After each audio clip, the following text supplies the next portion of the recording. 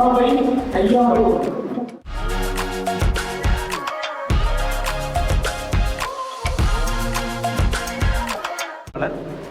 நான் பரீக்ஷன் FSS private limited அப்படிங்கிற நிறுவனத்தோட டெக்னிக்கல் டைரக்டர். ஃபாஸ்டாக் சார்ந்த பயிற்சிகள் வந்து நான் 2018ஆம் ஆண்டிலிருந்து நான் உங்களை வழங்கிட்டு இருக்கேன். கேட்ரிங் தொடர்பான விஷயங்கள், manufacturing, bakery sector, water and water based beverages, retailers, right, milk and milk products, இந்த மாதிரி வெவ்வேறு தளங்களில் நான் பயிற்சி கொடுத்துட்டு இருக்கேன். இன்றைக்கி நம்ம அட்டன் பண்ண போகிற பயிற்சியோட பேர் வந்து அட்வான்ஸ் கேட்ரிங். ஃபாஸ்டாக்கான விரிவாக்கம் இப்போ சாரும் சொல்லியிருந்தாங்க, food safety training and certification. இது வந்து உங்களுக்கு சென்ட்ரல் கவர்மெண்ட்டோட ஒரு பயிற்சி சான்றிதழ் திட்டம், ரைட். இப்போ உங்கள் மனசில் 2 கேள்வி இருக்கும். ஒன்று, எனக்கு ஏன் இந்த பயிற்சி? 2வது கேள்வி, இந்த பயிற்சினால் என்ன பயன்? இந்த 2 கேள்வி உங்கள் மனசில் இருக்கா இல்லையா? Food safety training and certification. இப்போ நான் முதலாவதாக உங்ககிட்ட ஒரு கேள்வி கேட்டேன், ஏன் இந்த பயிற்சி அப்படின்னு. ஏன் இந்த பயிற்சி அப்படின்னா, இந்த பயிற்சி கட்டாயம், மேண்டேட்ரி. ஒரு 25 பேருக்கு ஒருத்தராவது இந்த பயிற்சி அட்டன் பண்ணியிருக்கணும். சரி, இப்போ சப்போஸ் உங்கள் கடையில் 40 பேர் வேலை பார்க்குறாங்கன்னா குறைஞ்சது எத்தனை பேர் அட்டன் பண்ணியிருக்கணும்? 2 பேராவது அட்டன் பண்ணியிருக்கணும். ஓகே, இது கட்டாயம். உணவு பாதுகாப்பு சட்டம் தொடர்பான விஷயங்களை உங்களுக்கு சொல்லித்தரப்போம், ரைட். இப்போ இந்த எஃப்எஸ்எஸ்ஐ எங்கேயாவது பார்த்துருக்கீங்களா? உணவு பாதுகாப்பு சட்டம் எங்கேயாவது பார்த்துருக்கீங்களா? இந்த சிம்பிள் எங்கேயாவது பார்த்துருக்கீங்களா? எல்லா பேக்கெட்லேயும் இருக்குது. அப்புறம் வேறு ஃபுட் பேக்கெட்லாம் இருக்குது. இப்போ கடைகளுக்கு இந்த லைசன்ஸ் இருக்கா? இருக்குது. ஸோ அப்போ எந்த ஒரு உணவு கையாளும் இடமாக இருந்தாலும் எஃப்எஸ்எஸ்ஐ லைசன்ஸ் என்பது கட்டாயம். இப்போ நம்ம அந்த லைசன்ஸ் வச்சுருக்கோம், அப்போ அது என்னென்ன நிபந்தனைகள்லாம் இருக்குது உணவு பாதுகாப்பு சட்டத்தில், அதை தான் நம்ம இன்றைக்கி படிக்க போகிறோம். சுருக்கமாக சொல்லணும் அப்படின்னா, உணவு பாதுகாப்பு சட்டத்தில் இருக்கக்கூடிய ஸ்கெடியூல் 4 பார்ட் 5. இந்த பார்ட் 5 அப்படிங்கிறது கேட்ரிங்கானது. இப்போ கேட்ரிங் இண்டஸ்ட்ரின்னு நம்ம பொதுவாக சொல்கிறோம். கேட்ரிங் இண்டஸ்ட்ரியில் யார் யாரெல்லாம் உள்ளே வருவாங்க? என்னென்ன இண்டஸ்ட்ரியில் உள்ள வரும் கேட்ரிங்கில்? Hotels, restaurants, railway canteen, industrial canteen. இப்போ நம்ம ஒரு கல்யாண மண்டபத்தில் இருக்கோம், இப்போ இந்த மேரேஜ் கேன்டீன்ஸ் இருக்குது அப்படின்னா அவங்களும் கேட்ரிங்கில் தான் வருவாங்க, ரைட். Flight catering, right. இந்த மாதிரி இருக்கிறவங்க எல்லாமே கேட்ரிங். சின்ன ஹோட்டல் வச்சுருக்கவங்க, சின்ன ரெஸ்டாரண்ட் வச்சுருக்கவங்க, இவங்க எல்லாமே கேட்ரிங் தொழிலில் வருவாங்க. இந்த எஃப்எஸ்எஸ்ஐ எந்த ஆண்டு அறிமுகப்படுத்தப்பட்டதுன்னு யாராவது சொல்ல முடியுமா? எந்த ஆண்டு உணவு பாதுகாப்புன்னு ஒரு சட்டம் அறிமுகப்படுத்தப்பட்டது நம்ம நாட்டில்? 2006, 2006. 2011 இது கட்டாயமான சட்டமாக மாறுது. 2011 இது கம்பல்சரி ஆக்டாக மாறுது. என்ஃபோர்ஸ்மெண்ட் நடக்குது. It's for enforcement. இப்போ நான் முதலாவதாக இந்த கிளாஸில் நடத்த போகிற விஷயம் வந்து லேபிளிங்கான சட்டம். சரி, இப்போ உங்களுடைய ஸ்டோர்ஸ் எடுத்துக்கோங்க. நீங்கள் ரா மெட்டீரியல் வாங்குறீங்க இல்லையா? என்னென்ன ரா மெட்டீரியல் யூஸ் பண்ணுறீங்க? சிக்கன் இருக்குது, ரைஸ் இருக்குது, அப்புறம் ஆயில், வேறு வெஜிடபிள்ஸ், அப்புறம் சால்ட், மசாலா பொடி, வேறு கடுகு, மிளகு, சீரகம், இந்த மாதிரி விஷயங்கள். சரி, இப்போ இந்த மாதிரி விஷயங்கள்லாம் உங்களுக்கு லூஸில் வருதா இல்லை பேக்ட் ஐட்டமாக வருது? பேக்ட் ஐட்டமாக வருது. அப்போது அந்த பேக்ட் ஐட்டமில் என்னென்ன விவரங்கள்லாம் கொடுக்கணும் அப்படிங்கிறது தான் அந்த லேபிள் சட்டம். ஓகே, இதுக்காக ஸ்பெசிஃபிக்காக ஒரு ரெகுலேஷன் இருக்குது. இப்போ அந்த சட்டத்தை பற்றி தான் நம்ம ஃபஸ்ட்டு பார்க்க போகிறோம். இப்போது 2011 2020 வரைக்கும் நம்ம இந்த சட்டம் தான் ஃபாலோ பண்ணிட்டு இருக்கோம். 2020 புது சட்டம் கொடுத்தாங்க, 2020. ஓகே, இது 2 சட்டத்துக்கும் குறிப்பிட்ட சில வேறுபாடுகள் இருக்குது. அதை நான் எழுதுகிறேன். கொஞ்சம் நான்வெஜ் சிம்பிள், அசைவ குறியீடு. நான்வெஜ்னா என்ன கலரில் இருக்கணும்? ப்ரௌன். Okay, very good. இதை ஃபோட்டோ எடுத்துக்கோங்க, ப்ரௌன் கலரில் இருக்கு. இப்போ இந்த சிம்பிளை வந்து மாற்றிட்டாங்க. இதுதான் புதிய அசைவ குறியீடு. நான் போர்டில் வரைகிறது தெரியும் இல்லையா? இது என்ன கலரில் இருக்கணும்? ப்ரௌன் கலரில் இருக்கும். இதுதான் புதிய நான்வெஜ் சிம்பிள். எக்ஸ்பைரி டேட் எப்படி கொடுக்குறாங்க? ஓகே, வேறு manufacturing date. Okay, expiry date எப்படி கொடுக்குறாங்க? இப்போ இந்த மாதிரி வாக்கியம் ஏதாவது எழுதி பார்த்துருக்கீங்களா? Best before, best before 3 months, best before 6 months. இனிமேல் இந்த ஸ்டேட்மெண்ட் பயன்படுத்தக்கூடாது. ஓகே, இதற்கு பதிலாக என்ன இருக்கணும்? யூஸ் பை டேட் அல்லது எக்ஸ்பைரி டேட்.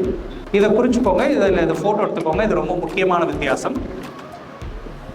இப்போ சப்போஸ் ஒரு லேபிளில் பெஸ்ட் பிஃபோர் டேட்டுன்னு எழுதியிருக்காங்க. உதாரணத்துக்கு இப்போ நான் எழுதுகிற மாதிரி பெஸ்ட் பிஃபோர் 6 months அப்படின்னு எழுதியிருக்காங்க. ஆனால் இதுக்கு மேலே யூஸ் பை டேட்டுன்னு தனியாக கொடுத்துருக்காங்க. அப்போ இது கரெக்ட். ரெண்டும் இருந்ததுன்னா பிரச்சனை இல்லை. வெறும் பெஸ்ட் பிஃபோர் மட்டும் இருந்தது அப்படின்னா அது தவறு. இனிமேல் அது இருக்கக்கூடாது. யூஸ் பை அல்லது எக்ஸ்பைரி தேதி இருக்கணும். இது என்ன ஃபார்மேட்டில் கொடுக்கணும்னு சொல்லிட்டு நான் சொல்கிறேன். ஏன்னா நீங்களும் உங்களுடைய கேட்ரிங்கில் இப்போ நம்ம என்ன பண்ணுறோம், ஹோட்டலில் நம்ம வந்து ஒரு கிரேவி இருக்குது, மிசன்ப்லா கிரேவி இருக்குது, அப்படி இல்லைனா நம்ம ஏதாவது சாலட் பண்ணி வைக்கிறோம், இல்லைனா பாயில்ட் ரைஸ் நம்ம வேக வச்சு வைக்கிறோம். இதை ஃப்ரிட்ஜில் வைக்கும் போது என்ன பண்ணணும், டேக் பண்ணணும். அந்த டேகிங் ஸ்டிக்கர்ஸ்லையும் நீங்கள் பெஸ்ட் பிஃபோர்னு கொடுக்கக்கூடாது, யூஸ் பை அல்லது எக்ஸ்பைரி பயன்படுத்தணும். ஓகே, இது ரெண்டு ஃபார்மேட்டில் பயன்படுத்தலாம். சப்போஸ் ஒரு பொருளோட வாழ்நாள் ஷெல்ஃப் லைஃப் 3 மாதத்திற்கு குறைவாக இருக்கு அப்படின்னா நீங்கள் இந்த ஃபார்மேட்டில் எழுதணும். தேதி, மாதம், வருடம், இது 3த்தையுமே கொடுக்கணும். இப்போ உதாரணத்துக்கு உங்கள் டேட் ஆஃப் பர்த் கேட்குறேன், எப்படி எழுதுவீங்க? டேட் ஆஃப் பர்த் கேட்டால் டேட்டு, மந்த்து, இயர், இது 3மே இருக்கணும். சப்போஸ் இதுவே அந்த பொருளோட வாழ்நாள் 3 மாதத்திற்கு மேலே இருக்கு, above 3 months. இப்போ இந்த above 3 months இருக்கிறதுல நீங்கள் 2 ஃபார்மேட்டில் எழுதலாம். ஒன்று முதல் எழுதுன தேதி, மாதம், வருடம், அல்லது மாதம் மற்றும் வருடத்தை குறிப்பிட்டால் போதுமானது, மந்த் அண்ட் இயர். இப்போ உதாரணத்துக்கு இன்னைக்கு என்ன date? What is the date today? 12. இப்போ நம்ம இந்த மாதிரி எழுதலாம், 12, 11, 24. இந்த 2 ஃபார்மேட் கரெக்ட். இப்போ உங்களுக்கு வரக்கூடிய ரா மெட்டீரியல்ஸ் வருது, அரிசி மூட்டை வருது, இல்லை எண்ணெய் வந்து டின்னில் வருது, இல்லை எண்ணெய் வந்து பேக்கெட்டில் வருது, இல்லை சர்க்கரை வருது, உப்பு வருது, எதுவாக இருந்தாலும் இதை செக் பண்ணுங்க. இப்போ அடுத்த வித்தியாசம் பழைய சட்டத்திற்கும் புதிய சட்டத்திற்கும் உணவில் இருக்கக்கூடிய கெமிக்கல்ஸ். சரி, இப்போ பேக் செய்யப்பட்ட உணவுகளில் கெமிக்கல் ஆட் பண்ணுறாங்களா இல்லையா? பேக் செய்யப்பட்ட உணவுகளில் கெமிக்கல் ஆட் பண்ணுறாங்களா இல்லையா? ஒன்று வந்து பால் பாக்கெட். பால் பாக்கெட்டில் கெமிக்கல் இருக்கா இல்லையா? இருக்கு. தண்ணி பாட்டில், இந்த 1 லிட்டர் 500 ml தண்ணி பாட்டில் வாங்குறோம்ல, அதில் வாட்டர் பாட்டில் இருக்கு. மிளகாய் தூள், சில்லி பவுடர் இருக்கு. ஓகே, இது 3த்துலையுமே கெமிக்கல் கிடையாது. ஆமாம், ஆட் பண்ணுறது இல்லை. ஆனால் நமக்கு என்ன டவுட் இருக்கு, பேக் செய்யப்பட்ட ஒரு உணவு அப்படின்னா அதில் கெமிக்கல்ஸ் ஆட் பண்ணுறாங்க. சரி, இந்த கெமிக்கல்ஸை நம்ம அறிவியல் பூர்வமாக இதை எப்படி சொல்றது, டெக்னிக்கலாக எப்படி சொல்றது அப்படின்னா, இதோட பேரு அடிட்டிவ்ஸ். கெமிக்கல்ஸோட பேர் என்னது? Additives. They are called as additives. ரொம்ப நாள் வரை கெட்டு போகாமல் இருக்கிறது. Very good. To increase any one of these things, அது வந்து கலராக இருக்கலாம், இல்லைனா ஃப்ளேவராக இருக்கலாம், அல்லது டேஸ்ட், சுவையாக இருக்கலாம், அல்லது டெக்ஸ்சர்னா அந்த பொருளினுடைய தன்மை, அல்லது நீங்கள் சொன்ன வாழ்நாளாக இருக்கலாம். இதை இன்க்ரீஸ் பண்ணுறதுக்காக ஆட் பண்ணுறது தான் அடிட்டிவ்ஸ், அந்த கெமிக்கல்ஸ். ஓகே, இப்போ நான் இந்த கெமிக்கல்ஸை எப்படி படிக்கணும்னு சொல்லித்தரேன். இதை குறிச்சுக்கோங்க, எப்படி கொடுக்கணும்னு சொல்லித்தரேன். லேபிளில் இந்த வேதியியல் பொருட்களை INS number R E number இந்த மாதிரி கொடுக்கும். should be given like this. Okay, சில பொருட்கள் இந்த மாதிரி எழுதி பார்த்துருப்பீங்க, E211, E330 இந்த மாதிரி எழுதியிருந்தாங்க அப்படின்னா என்ன அர்த்தம்? அதில் அந்த வேதியியல் பொருள் இருக்குன்னு அர்த்தம். இப்போ உங்க எல்லா கையிலையும் ஆண்ட்ராய்டு ஃபோன் இருக்கு, இல்லை ஐஃபோன் வச்சிருக்கீங்க. இதை நீங்கள் கூகுள் பண்ணீங்கன்னா என்ன வேதியியல் பொருள்னு உங்களுக்கு தெரிஞ்சிடும். உதாரணத்துக்கு E211 அப்படிங்கிறது சோடியம் பென்சோயேட், E330ங்கிறது சிட்ரிக் ஆசிட். ஓகே, இந்த மாதிரி எந்தெந்த பொருட்களுக்கு கெமிக்கல் வித்தியாசம். அடுத்தது, ஒரு உணவுல இருக்கக்கூடிய ஒவ்வாமை பொருட்கள், அலர்ஜன்ஸ். ஒவ்வாமை பொருட்கள்னா என்ன? What you mean by an allergen? Allergy பொருள்னா என்ன?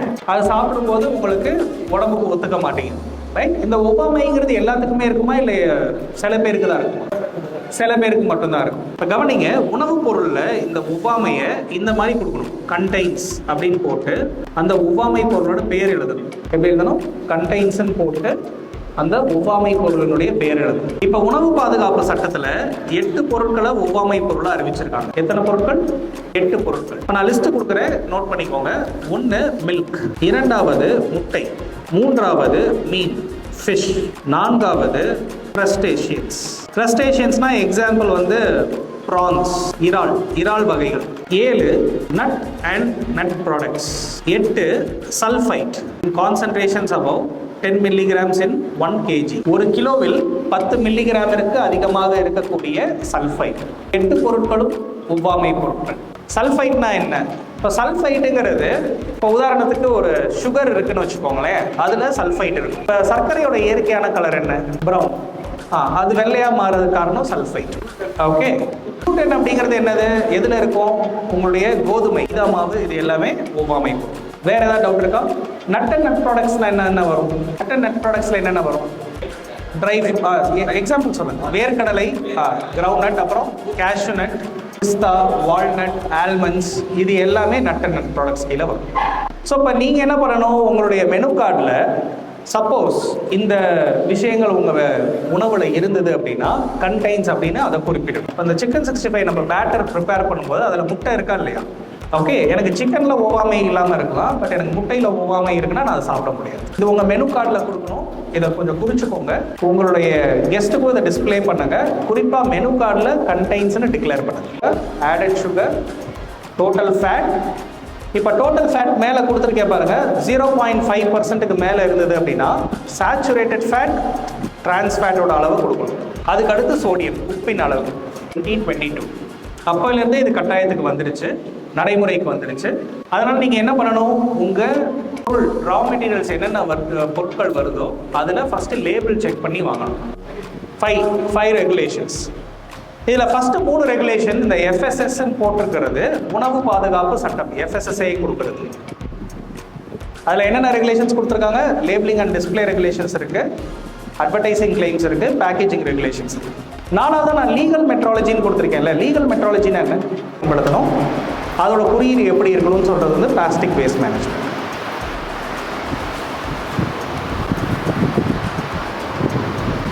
என்ன விதமான பிளாஸ்டிக்னு சொல்கிறது தான் இந்த ரீசைக்கிள் சிம்பிளோட அர்த்தம். நான் பிளாஸ்டிக் பற்றி உங்களுக்கு கிளாஸ் எடுக்கும்போது நான் இதை உங்களுக்கு சொல்கிறேன். வேறு சரி, இப்போ நம்ம ஒரு பால் பேக்கெட் எடுத்துக்குவோம். பால் பேக்கெட்டில் எத்தனை டேட்டு பிரிண்ட் ஆகிருக்கும்? எத்தனை டேட் இருக்கும்? 2 டேட் இருக்குமா, இல்லை 1 டேட்டு தான் இருக்குமா? 2 டேட் இருக்கும். என்னென்ன டேட்டு? தயாரிப்பு தேதி இருக்கும், அப்புறம் எக்ஸ்பைரி டேட் இருக்கும். ஓகே, ஆனால் இப்போ பால் பேக்கெட்டில் கவனித்து பாருங்கள், ஒரே ஒரு டேட் மட்டும் தான் இருக்கும். இப்போ இன்றைக்கி பால் பேக்கெட்டில் இன்றைக்கி டேட்டு போட்டு வரும். அது என்ன தேதி? அது என்ன தேதி?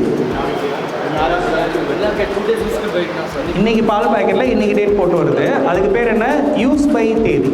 அப்படின்னா இன்னைக்குள்ள பயன்படுத்தணும்னு அர்த்தம். என்ன சொன்னேன், திரும்ப ரிப்பீட் பண்ணுறேன். If the shelf life of the product is less than 7 days, then manufacturing or packing date is not mandatory. ஒரு பொருளின் வாழ்நாள் 7 நாட்களுக்கு குறைவாக இருந்தால் மேனுஃபேக்சரிங் அல்லது பேக்கிங் டேட் தேவையில்லை. அப்போ நீங்கள் பார்க்குற பால் பேக்கெட்டில் ஒரே ஒரு டேட்டு தான் போட்டிருக்கோம். அப்படின்னா என்ன அர்த்தம்? யூஸ் பை, இன்னைக்குள்ளே பயன்படுத்தணும்னு அர்த்தம். அதில் தயாரிப்பு தேதி கட்டாயம் இல்லை.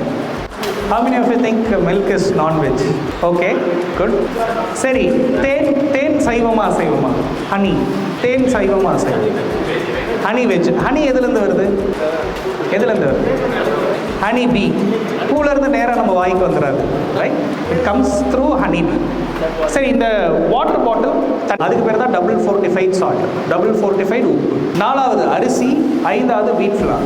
ஓகே, இதில் கீழே பார்த்தீங்கன்னா இப்போ vitamin A, vitamin D, iodine, iron, folic acid, vitamin B12, இதை தான் இப்போ ஃபோர்ட்டிஃபை பண்ணுறாங்க. இதெல்லாம் அனிமல் சோர்ஸ்லேருந்து வருதோ அது வீகன் ஆகாது. இப்போ உதாரணத்துக்கு பால் இருக்குது அப்படின்னா, பால் மில்க் இஸ் நாட் வீகன், பால் வந்து வீகன் கிடையாது.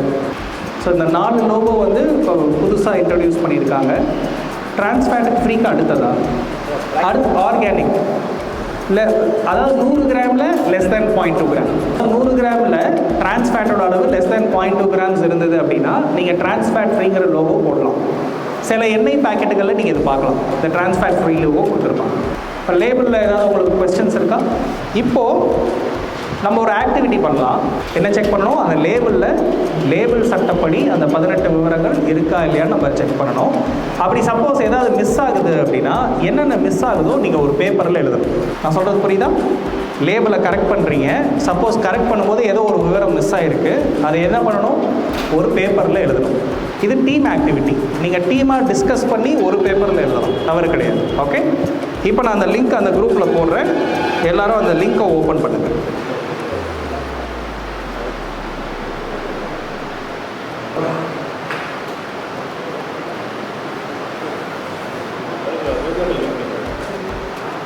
நான் வாட்ஸ்அப்பில் போடுறேன். இப்போ அனுப்பிச்சிருக்கேன், அந்த லிங்க்கை ஓப்பன் பண்ணுங்கள். லிங்க் வந்துருச்சா? எல்லாருக்கும் வந்துருச்சா? லிங்க் அதில் ஓப்பன் பண்ண முடியும். ஓகே, லாங் ப்ரெஸ் பண்ணுங்கள். லாங் ப்ரெஸ் பண்ணி அதுதான் 2-3 பேர்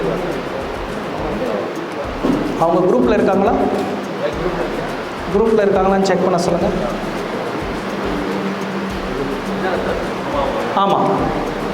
அதில் உங்கள் பேர் ஃபில் பண்ணுங்கள். பேர் ஃபில் பண்ணி கீழே போங்க.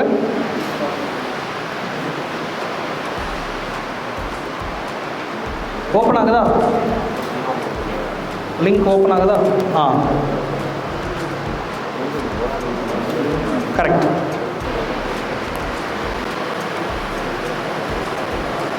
இப்போ நான் ஸ்க்ரீனில் டிஸ்பிளே பண்ணியிருக்கேன். இதை பார்த்து கூட நீங்கள் அதை யூஸ் பண்ணிக்கலாம். ஸ்டார்ட் பண்ணுங்கள்.